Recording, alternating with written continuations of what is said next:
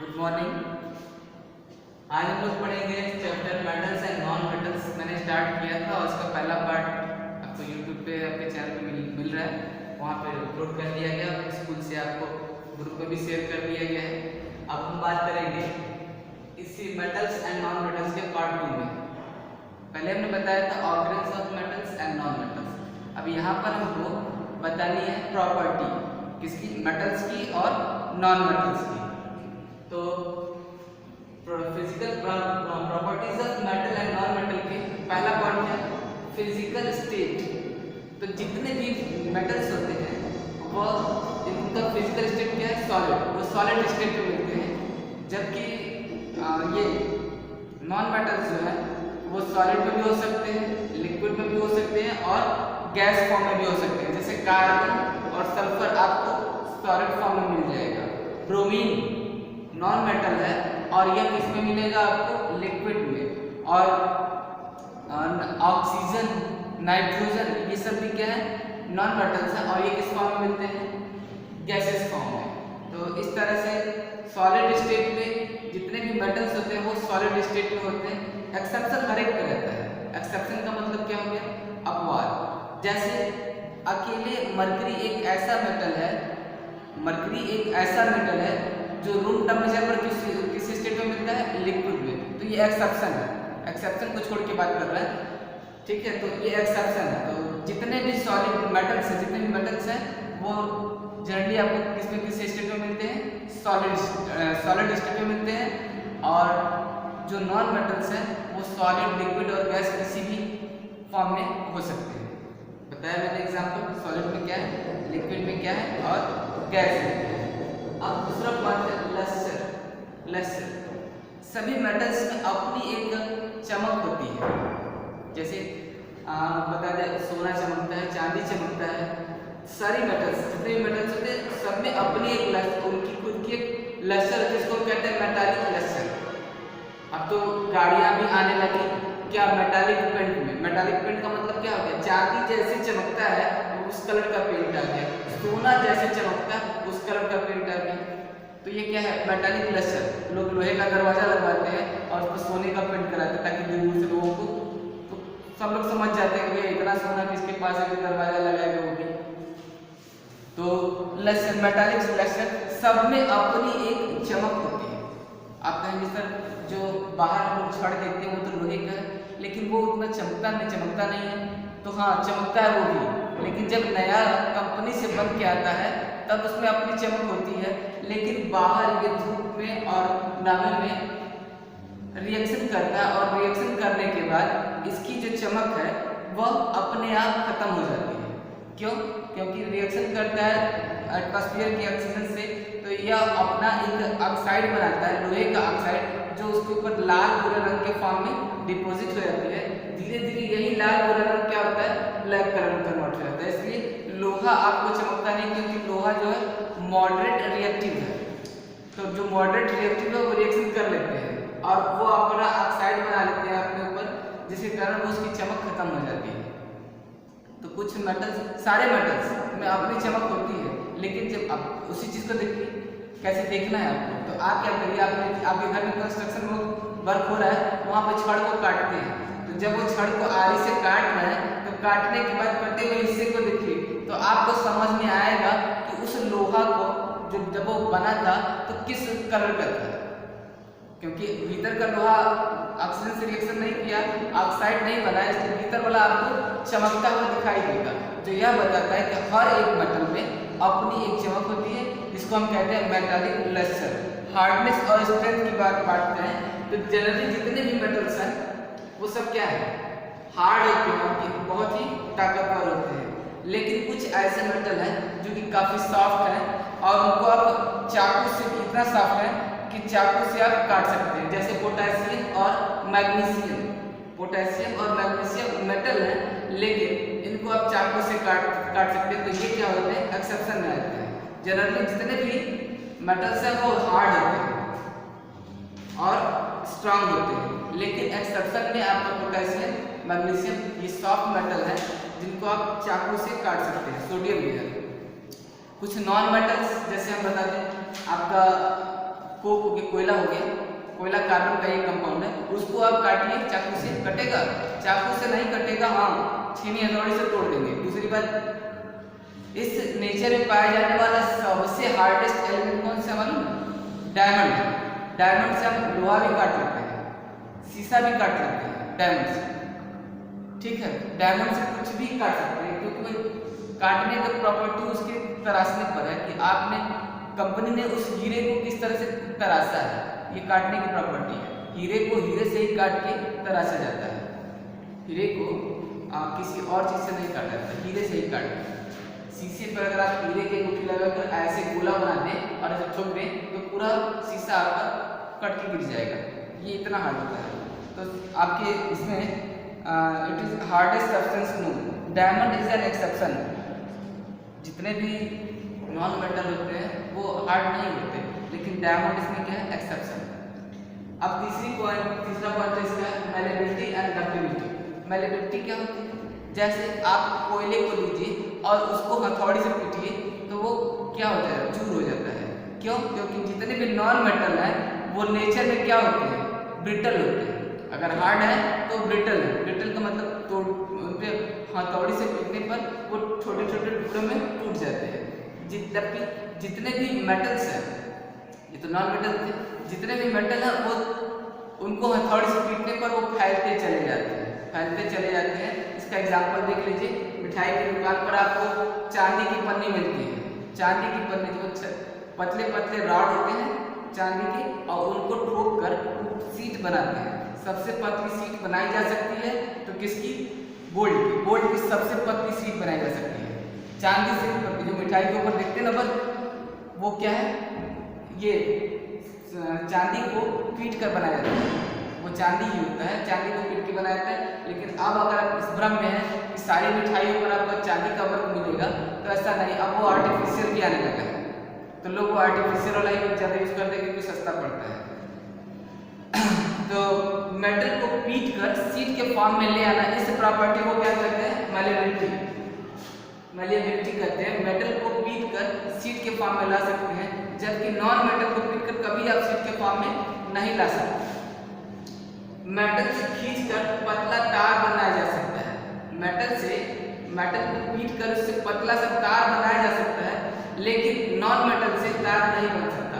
तो ये क्या है? इनकी मेटल की प्रॉपर्टी है कि ये मेलेबल होते हैं और साथ में डक्टाइल होते हैं। जितने भी मेटल्स हैं वो मेलेबल होते हैं और डक्टाइल होते हैं, जबकि नॉन मेटल ना तो मेलेबल होता है और ना ही डक्टाइल होता है। अब कंडक्टिविटी की बात करते हैं। कंडक्टिविटी तो पहले इलेक्ट्रिक करंट की कंडक्टिविटी की बात करते हैं। तो सारे मेटल से इलेक्ट्रिक करंट अच्छे से पास होती है। सारे मेटल से इलेक्ट्रिक करंट अच्छे से पास होती है, जबकि नॉन मेटल से करंट पास नहीं होती। इसमें भी एक्सेप्शन है। ग्रेफाइट जो है कार्बन का इलेक्ट्रॉन है। कार्बन का ये इलेक्ट्रॉन का मतलब कार्बन का ही दूसरा रूप है ग्रेफाइट। और ग्रेफाइट क्या है? ग्रेफाइट से करंट उतनी तेजी से पास होती है जितना कि मेटल से होती है। तो यहाँ पे ग्रेफाइट क्या है? एक्सेप्शन है। लेकिन जितने भी नॉन मेटल हैं उनसे करंट पास नहीं होती, वो बैड कंडक्टर ऑफ इलेक्ट्रिसिटी कहलाते हैं।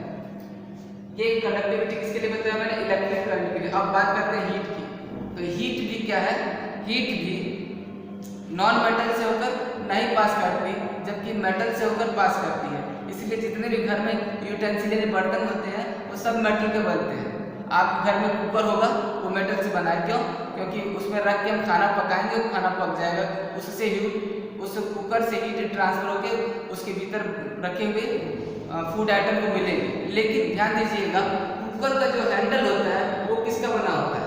वो प्लास्टिक का होता है, लकड़ी का, अलग प्लास्टिक का होता है। आप अगर टूट गया है तो आप उसकी जगह लकड़ी का इस्तेमाल कर सकते। क्यों? क्योंकि जितने भी नॉन मेटल हैं वो हीट के बैड कंडक्टर होते हैं। ठीक है? आपके घर में वो प्रेस होगा, वो भी देखिएगा फाइबर का होगा। क्यों? क्योंकि आपके हाथ में हीट नहीं चाहिए।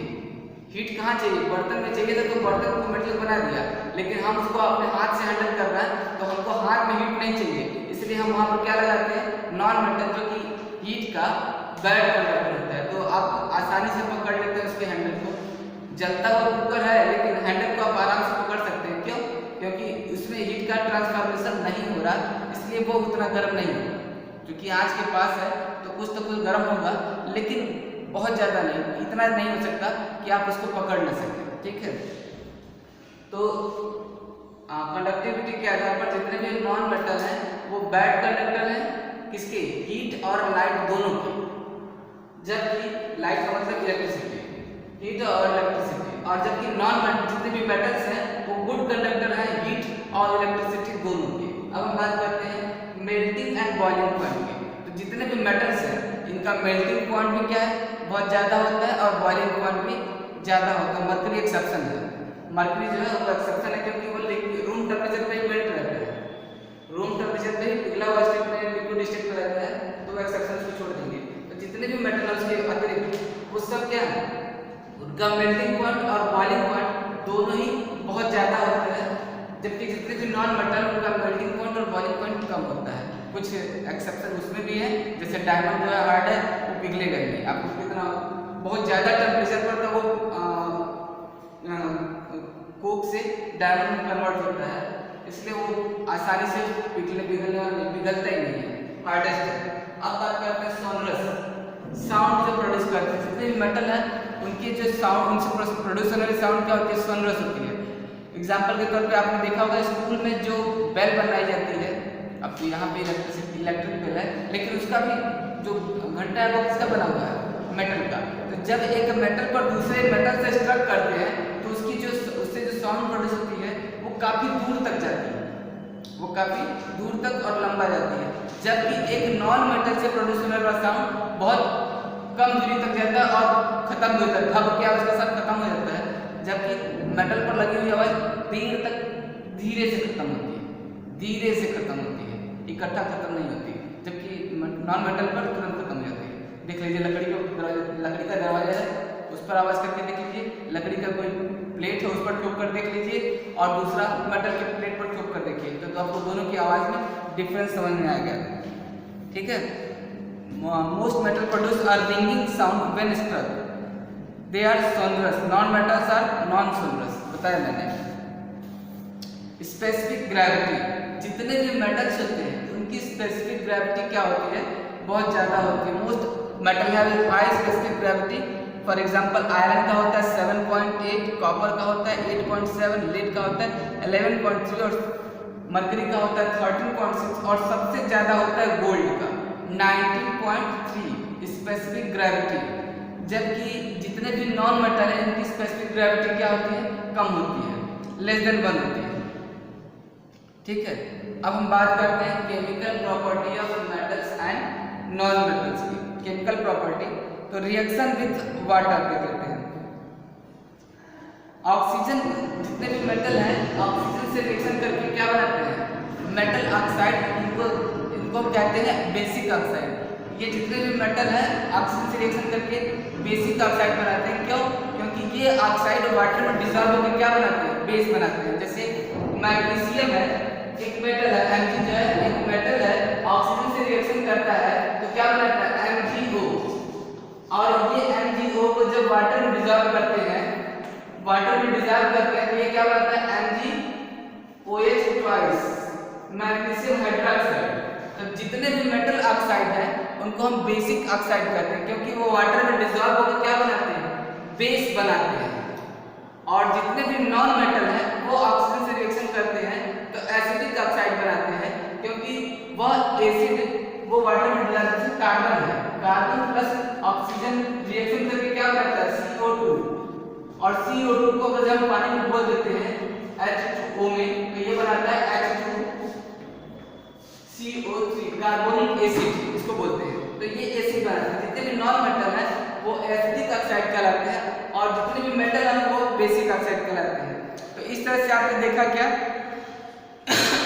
कि यह जो है मेटल जो है एसिड के ऑक्सीजन के साथ रिएक्शन करके बेसिक ऑक्साइड बनाते हैं, नॉन मेटल जो है ऑक्साइड से रिएक्शन करके ऑक्सीजन से रिएक्शन करके एसिडिक ऑक्साइड बनाते हैं। अब हम बात करते हैं रिएक्शन विद वाटर। तो कुछ मेटल्स बहुत तेजी से रिएक्शन करते हैं, जो हाईली रिएक्टिव मेटल्स हैं वह तेजी से रिएक्शन करते हैं, इसको बरगस्ली कहते हैं। बरगस्ली रिएक्शन करते हैं वाटर के साथ और हाइड्रोजन गैस रिप्लेस करते हैं। जैसे सोडियम और मैग्नीशियम, तो Na प्लस H2O रिएक्शन किया तो क्या बनाया, NaOH बनाया, NaOH बनाया और प्लस हाइड्रोजन गैस इवॉल्व किया। तो जितने भी मेटल्स हैं हाईली रिएक्टिव मेटल्स तेजी से रिएक्शन करते हैं और ये क्या करते हैं, रिएक्शन करके, जैसे इसने सोडियम हाइड्रोक्साइड बनाया, मैग्नीशियम जो है रिएक्शन करेगा तो मैग्नीशियम ऑक्साइड बनाएगा और हाइड्रोजन गैस देगा। एल्यूमिनियम जो है नॉर्मल पानी से रिएक्शन नहीं करता, वो स्टीम से रिएक्शन करता है एल्यूमिनियम, और एल्यूमिनियम रिएक्शन करने के बाद क्या बनाएगा, एल्यूमिना बनाएगा और वो हाइड्रोजन गैस रिप्लेस करेगा। जिंक ऑक्साइड बनाएगा और वो भी क्या करेगा, हाइड्रोजन गैस इवॉल्व करेगा। तो जितने भी मेटल्स हैं कुछ तेजी से रिएक्शन करते हैं और कुछ धीरे धीरे। सोडियम इतना तेजी से रिएक्शन करता है कि जैसे इसको पानी में डालेंगे ये आग पकड़ लेगा, इसलिए इसको मिट्टी के तेल में डुबो के रखते हैं, ठीक है। जितने भी नॉन मेटल हैं वो वाटर के साथ रिएक्शन नहीं करते, जितने भी नॉन मेटल हैं वो आसानी से वाटर के साथ रिएक्शन नहीं करते, कुछ स्पेशल कंडीशन में वो रिएक्शन करते हैं। जैसे very reactive non metal such as phosphorus which catch for when exposed to air, जब वो एयर के साथ रखा जाता है, एयर के साथ मिलाया जाता है, तब वो तेजी से रिएक्शन करता है, ठीक है। अब इसके बाद आगे हम बताएंगे रिएक्शन विथ एसिड्स, क्योंकि ये पार्ट काफ़ी लंबा हो गया है, तो इसके बाद बताएंगे। Thank you.